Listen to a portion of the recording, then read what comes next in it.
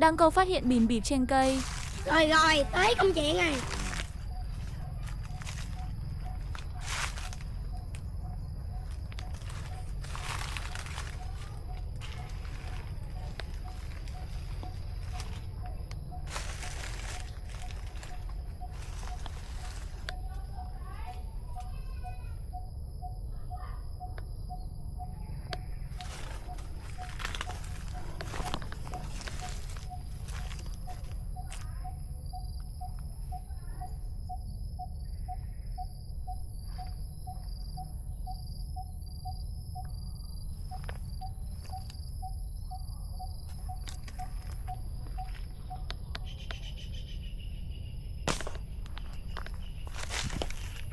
Bìm bịp rất phía sau cây không thấy được anh em thông cảm nhé.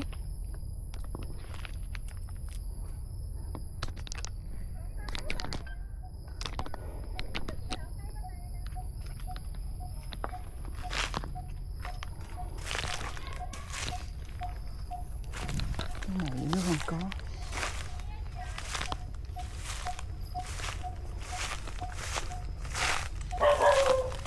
Cái này nó không có nè. Không có.